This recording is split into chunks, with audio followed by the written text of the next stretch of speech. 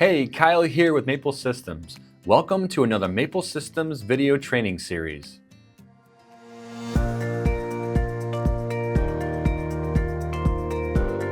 In this video, we're going to cover a security setting called 802.1x port-based authentication for the Maple Systems Lite-Managed industrial network switches and the Maplelink Lite user interface. So what is 802.1x port-based authentication?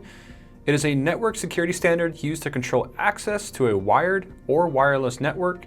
It ensures that only authorized devices or users can connect through a switch port or Wi-Fi access point. So the basic concept, when a device called a supplicant tries to connect to a network port, the port is initially in a blocked state. The device must first authenticate using credentials like a username or password, certificate, or token.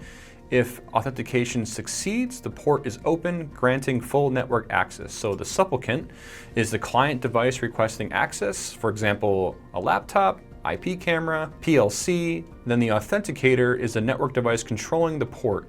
So that's either an Ethernet switch or a wireless access point. Then the authentication server is typically a radius server that verifies credentials and tells the authenticator whether to allow access. So how does it all work? The device connects to a switch port or a Wi-Fi SSID. The authenticator blocks all traffic except 802.1x authentication messages. The supplicant sends credentials to the authenticator, which forwards them to the radius server. If the credentials are valid, the radius server approves access. The authenticator opens the port and applies any configured VLAN or access control policies. Now let's go over the configuration in Maplelink Lite. So over to the left side, click Security and then 802.1x, and let's take a look at the global settings first. Most importantly, you have to enable the state to activate 802.1x authentication across the entire switch. You must enable this globally before configuring individual ports. Then the authentication method, local, uses the switch's internal user database, and then there are a limited number of accounts.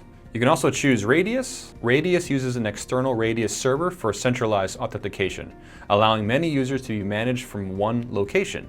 Guest VLAN, so you can assign a VLAN for devices that fail authentication. The primary radius server, this is the main external server used for authentication when radius mode is selected. And so that IP address, you enter the IP address of the primary radius server, example 192.168.110, or whatever IP address that may be.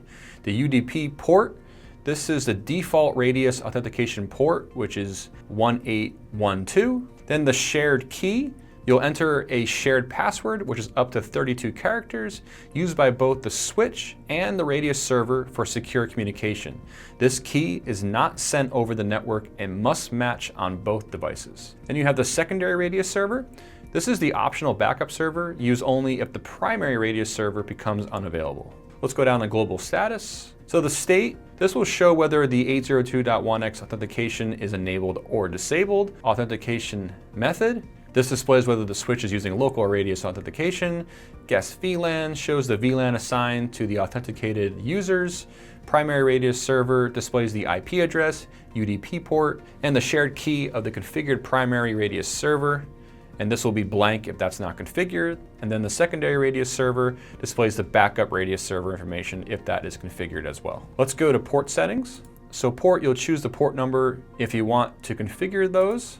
So you can choose a range from, let's say, 1 to 4, for example. Then you have the 802.1x state. You'll need to enable this to allow 802.1x authentication on the selected ports, or one port if you only choose one. Keep in mind that 802.1x must be enabled globally on the switch first, like I showed earlier. Admin control direction, so you can choose both or in. So if you choose both, this will block incoming and outgoing traffic until authentication passes. If you choose in, this blocks only incoming traffic until authentication passes. The re-authentication, you'll choose whether users must periodically re-enter their credentials to stay connected. So you can enable this or disable this. Port control mode, you can choose auto, force authorized, or force unauthorized. If you choose auto, this requires authentication on the port. Force authorized, this always keeps the port open. It bypasses authentication. Then you can force unauthorized. This always keeps the port blocked and no traffic is allowed. Then you have your Guest VLAN. You can enable this or disable this. If you enable this, it allows unauthenticated users access to a Guest VLAN. If you disable it, this blocks unauthenticated users entirely. Then you have max required time. This is the number of times, which is 1 to 10, that the switch retries connecting to the authentication server before making it as unreachable. Then you have the re-authorization period. This is how often the client must re-authenticate to remain connected. The quiet period, this is the time a client must wait before retrying authentication. This prevents excessive retry attempts. And you have the sup timeout. This is the time the switch waits for a response from the client before timing out. And you have the server timeout, which is the time the switch waits for a response from the authentication server before timing out. And you can also click Reset the Default. This restores all 802.1x port authentication settings to factory defaults, and of course, apply and refresh. Reloads the page to start a new configuration session. Down below, you have your port status. Port displays the port number, of course. 802.1x state shows if 802.1x authentication is enabled or disabled. Admin control direction displays whether traffic is blocked for both directions or incoming only until authentication passes. Re-authentication indicates that the user must periodically re-enter credentials. Port control mode shows if the port is in auto, force authorized, or force unauthorized mode. Guest VLAN displays the Guest VLAN setting for unauthenticated hosts. Max rec time shows how many retry attempts are configured for contacting the authentication server. The re-authorized period displays how often clients must re-authenticate. Quiet period displays how long a client must wait before retrying authentication. Sup timeout shows how long the switch waits for client communication. And then server timeout shows how long the switch waits for the authentication server response. Now let's take a look at a real-world scenario. In a modern manufacturing plant, hundreds of industrial devices such as PLCs, HMIs, SCADA servers, sensors, and engineering workstations communicate over a shared Ethernet network. Unauthorized connections, even accidental ones, could disrupt production or create serious safety and compliance risks. Why would you use 802.1x authentication in an industrial environment? Without 802.1x, any device plugged into a switch port or wireless access point could gain network access. For example, an engineer's personal laptop or an infected maintenance device.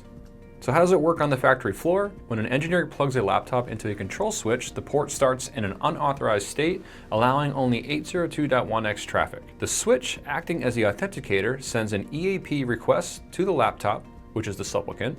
The laptop replies with the credentials, which the switch forwards to the Radius server for verification. If the credentials are valid, the server authorizes the connection and the switch transitions the port to an authorized state, allowing normal communication with PLCs, HMIs, or engineering tools.